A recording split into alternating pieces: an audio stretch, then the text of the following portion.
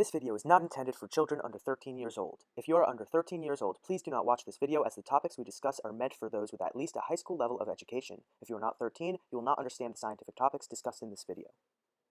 Hello everyone, this is Max from the Gravity Max livestream.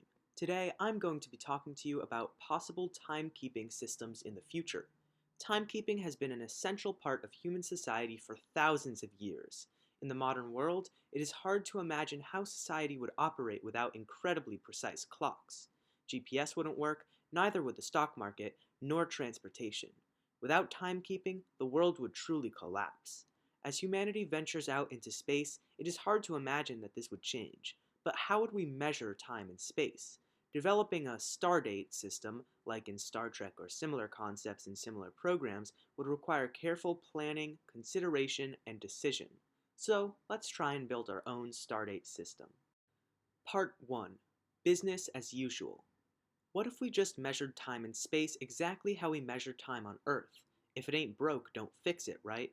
Well, measuring time and space the same way we do on Earth would be very broke. Here's why. Not every object in the solar system has the same rate of rotation or the same orbital period around the Sun. Maintaining an Earth clock and Earth calendar on these objects would make them meaningless in relation to how the people there live their lives. On Mars, for instance, one day is 39 minutes longer than a day on Earth. If an Earth clock was maintained on Mars, then midnight would come 39 minutes earlier each day. 5 o'clock would not be any more useful than whenever if this was how the time was kept there. And the same thing holds true for the year, which is 1.88 times as long as the year on Earth. If the Earth calendar is used on Mars, then the calendar will have no bearing on seasons there. As you can see, we cannot maintain Earth's system of timekeeping in space. Something else must be employed. Part 2. Recycling. While we can't keep Earth's system of timekeeping perfectly, there are some useful and essential units of time that can be kept. First of all is the second. The second is the smallest unit of time that people refer to in casual conversation. Smaller units don't apply very well to human perception. Furthermore, the second is the SI unit for time. When it comes to science, seconds are used for measurements of time and its derived units. That is why it should be kept as a base unit in space. Second is the day. One day is the length of time it takes for the Earth to rotate once relative to the Sun. This is not arbitrary. We couldn't just use any length of time in place of a day length because life on Earth has evolved to a 24-hour period of day and night. While we don't have to stick to that exact length of time in space, it would be wise to stay close to it. Let's try to stay between 90% and 110% of 24 hours for our Stardate system. Third is the year. Just like the day, most life on Earth has adapted to a 365-day year. Many plants that we will want to use for crops in space have a year-long growing cycle. Deviating too far from a year length will mess up these cycles, though the issue is not as pressing as the day length issue. Future societies will not be as agrarian as they were in the past. As a result, we don't need to assign a year length that matches the cycles of growth and harvest. Also, plants could and likely will be genetically engineered for efficiency in space. One aspect that might want to be changed is their yearly cycles. Other units of time, such as hours and minutes, or months and weeks, should be maintained as well. They don't need to be maintained to a T as less fundamental aspects of human life rely on them, but they are still useful to us. Without these intermediate units, you might have to say to your friends, "See you in 1800 seconds," instead of "see you in half an hour." As a result, intermediate units must be kept in some shape or form to keep things convenient. Part 3. Construction of a day. Let's begin with seconds as our baseline unit. From seconds, we need to pick how many seconds should be included in one day. On Earth, that number is 86,400 seconds, a number with quite a few factors, but for a Stardate system, it would be better to pick a number that is a power of another number. That way, the Stardate can be listed as one long number in the base system of that number. No colons would be required on clocks as they are for hours. The date and time would flow as one long number. This is similar to the Unix epoch time, a time system that counts up in seconds since January 1st, 1970. It is used on the internet to mark the times of events. As computers do not care about intuitive systems of measurement, this system does not have any correlation to day or year lengths. All that must be figured out with math and conversions that most people can't do in their heads. Some modified version of epoch time, however, would be ideal for Stardate. The first thing to do is to pick a good base.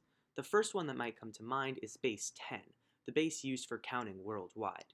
The best approximation of a day with a power of 10 would be 100,000, which is a little bit outside of our ideal day length range, but maybe it's worth it to keep the base 10? Well, maybe not. Base 10 is an inconvenient base system to begin with. With the factors 2 and 5, the number 10 doesn't make for a good base. The best bases are highly composite numbers, numbers with a lot of factors, or better yet, superior highly composite numbers, numbers that have so many factors relative to their value. There are two obvious candidates, 6 and 12. These two numbers have incredible utility as base systems because of their nearness to 10 making them familiar and their highly factorable natures. While it may seem like too much of a hassle to switch from base 10, we already use base 12 and base 60 when counting time, so sticking exclusively to one of these bases would only make things easier. Which to pick though? Looking at base 6 and base 12, we find bad approximations of 86,400. The nearest powers of 6 and 12 fall far short of 86,400, but simple multiples of these powers come pretty close. These two numbers would be highly favorable for a Stardate system. For the base 6 system, 36 seconds could be contained in every minute, 36 minutes in every hour, and 36 hours in every half day. The times 2 multiple could be used as a sort of AM-PM system. Alternatively, it could be put on the other end, making a 1 second long tick-tock, tick-tock for the system and doubling the lengths of its outer units. The base 12 system could have much of the same, with 144 seconds to a minute, 12 minutes to an hour, and 12 hours to a quarter of a day. A 4-part AM-PM could be added, or a 4-part tick-tock, to the seconds, along with a reorganization of the higher units. Personally, I prefer the use of a tick-tock to the use of an AM-PM system, as it allows the date to flow into the time without an interruption in an alternate base. With the different base tacked on at the end, there are no interruptions. This gives us two possible systems, 2 ticks to a second, 36 seconds to a minute, 36 minutes to an hour, and 36 hours to a day, or 4 ticks to a second, 12 seconds to a minute, 144 minutes to an hour, and 12 hours to a day. Part 4. Construction of a year. Now we can build a calendar. Keeping the same units, we find a week length of 6 days for the base 6 system and of 12 days for the base 12 system. Months would be 6 weeks long in the base 6 system and non-existent in the base 12 system. Finally, years would be 6 months long in the base 6 system and 12 weeks long in the base 12 system. Both of these systems yield shorter years than we are used to, 216 and 144 days respectively. But for the sake of the math, it's worth it. It also means that yearly holidays would be celebrated more often, so why not? Part 5. A holistic view. Beyond years, decades, centuries, and millennia would simply follow powers of years of the system in question, hexades for base 6 and duodecades for base 12. For an epoch, a date would be chosen that has significance to the future society, and there's no telling what that may be. All in all, a Stardate system would allow future societies to keep track of time more easily.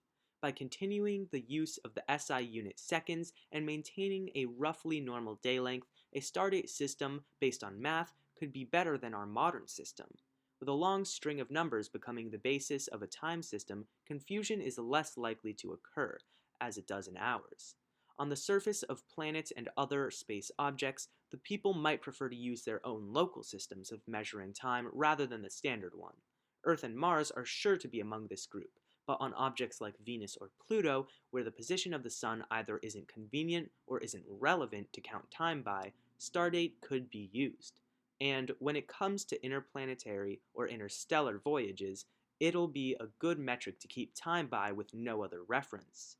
In conclusion, a Stardate system is likely to come about for use in space in the future.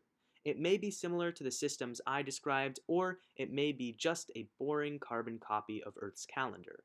However, with other planets involved and possibly other species, it is not wise to keep a Terra-centric view on things. If all else fails, at least Stardate is a useful concept for writing science fiction. Thank you for watching this Wednesday video. See you all on Sunday for another installment of the Gravity Max livestream.